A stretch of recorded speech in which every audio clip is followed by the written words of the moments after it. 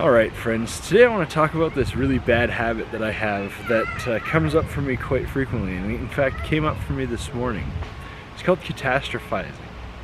It's something that I notice a lot of people doing, and it brings me down, and I know it brings a lot of other people down too. It stops a lot of people from really going after their goals or being able to overcome their challenges when they come up.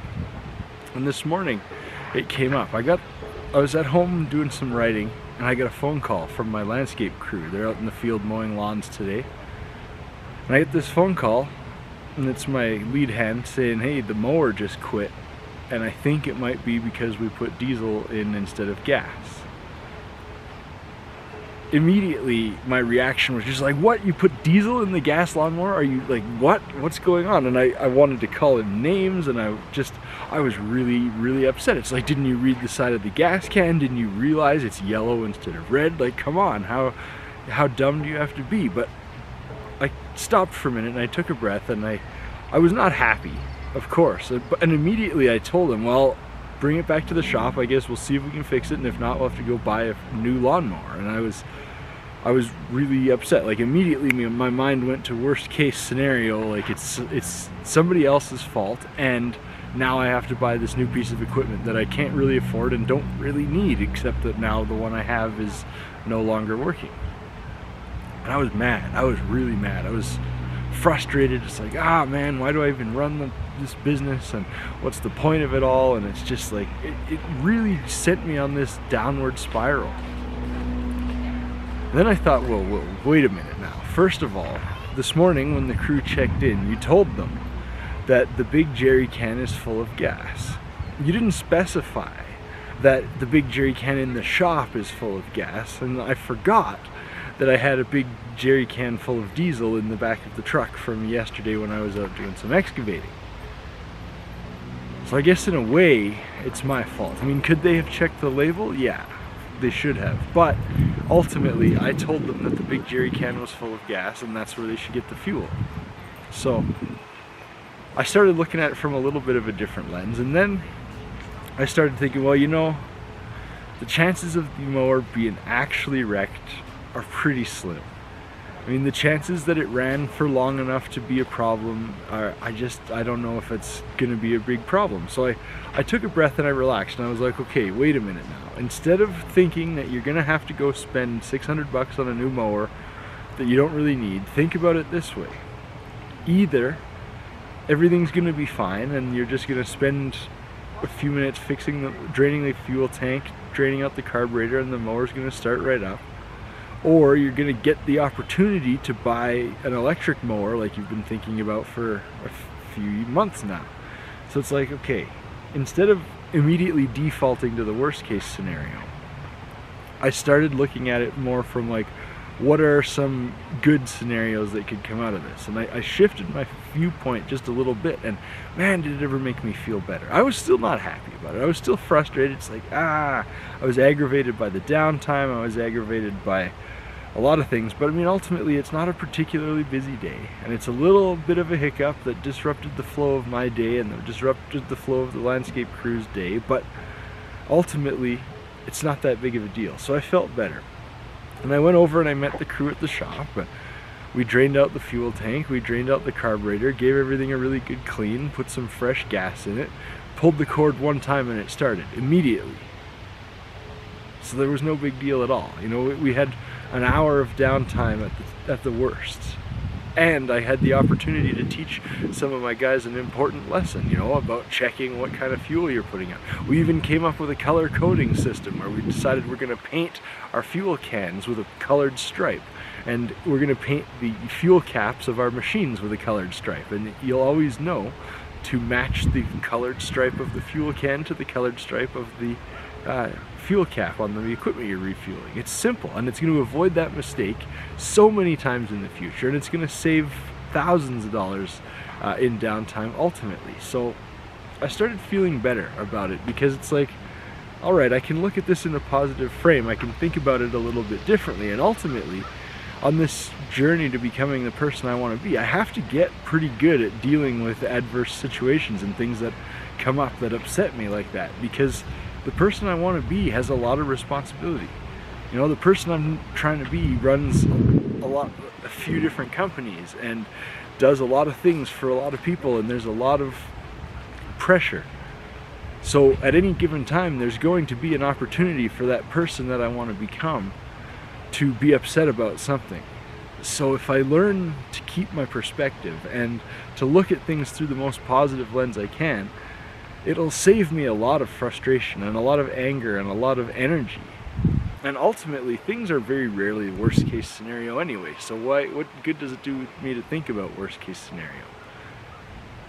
You know, maybe it's pie-eyed optimism in some ways, but at the same time, it's like worrying and being angry doesn't change the outcome. So even if something is a catastrophe, just deal with it when it comes. But don't assume that things that aren't a catastrophe or might not be a catastrophe are automatically going to be a catastrophe, you know? Don't be like I was this morning and snap to immediately, here's this inconvenient problem, now I'm gonna have to go spend $600 on a new lawnmower. You know, and it's only money ultimately, it's not a big deal anyway. So what? You gotta buy new equipment. That's part of being in the landscaping industry. That's part of running a business that relies on equipment. It breaks down, it wears out. That's just the nature of it. So anyway, it got me thinking, you know, I look around in the world and I look around at the people I know, and I know a lot of people that are catastrophizers, and there's a lot of people, I mean, look on social media these days with everything, you know, the world's ending and coronavirus is going to kill everyone, and there's all these political issues that are going on, and it's like, yeah, there's major problems in the world, yeah, there's major issues, but I mean, human beings are pretty resilient and we have some pretty good ideas, and if we just look on the bright side of things, like, there's probably a solution. You know, there's probably a better solution to most problems than we can imagine. And if we don't allow ourselves to immediately default to that catastrophic outlook, then we have a way better chance of actually noticing that solution and acting on it. So I just wanted to talk about that a bit today, because I know, like, if I look back in my life, there's been lots of times where something has gone wrong and I've just snapped to, this is the end, it's never gonna work out, it couldn't possibly happen, and this is all gonna be awful. Like, so many times that's come up, and that's been my default go-to, and when you think that way, it depresses you like crazy, because you look at the whole world in a negative light. You look at the entire world as a problem, as a challenge to overcome, and then when you actually come upon a real challenge, you're so exhausted from dealing with all these imaginary challenges that you can't actually face it adequately. So I'm trying to break the habit of catastrophizing, and it's not easy, but I've had a few opportunities in the last couple weeks, and I'm sure I'll have more.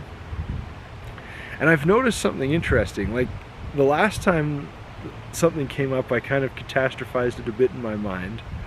I dwelled on it for 2 or 3 days, something like that. And then a little more recently, something came up and it was only like a few hours. And then today it was not even an hour. It was 20 minutes I dwelled on it, and then I was like, wait a minute, I should look at this a little differently. And immediately, like that, my mood changed. Immediately, like the second I shifted my perspective. So now the key is to start making that my default perspective.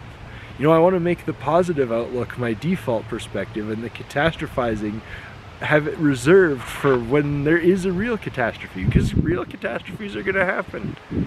But, I mean, ultimately, the catastrophes that are worth worrying about are few and far between, so why should I worry myself about stuff that's ultimately not a huge deal, stuff that's ultimately not the end of the world?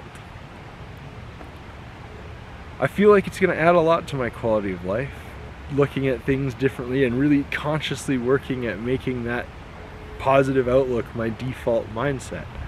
I think that's going to go a long way in helping me feel better all the time, you know, helping me feel good about the way life is going and helping me take things in perspective a little bit more, because life's not that hard, but man, it's easy to make it hard in our heads.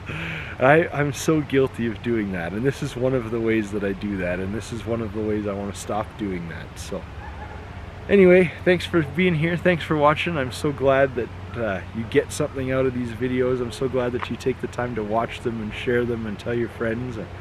If you're not subscribed, hit that subscribe button. I I do have some really cool ideas for a little bit light-hearted, fun topics I'm going to talk about on some videos coming up. I'm going to do a series where I go through my collection of something and tell the stories related to all the bits. It's going to be a fun little series, and I got some really cool stuff coming up. So if you're not subscribed, hit that subscribe button.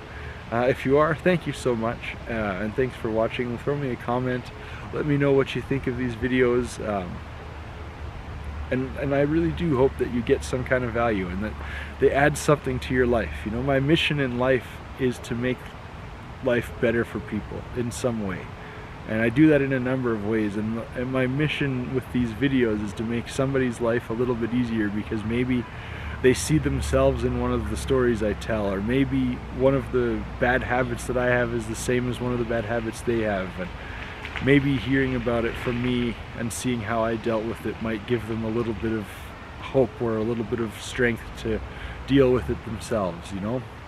So that's all I'm doing here, and I really hope that it makes your life better in some way, and thanks for sharing it. I'm so grateful that you're here with me, and I'll see you again next time.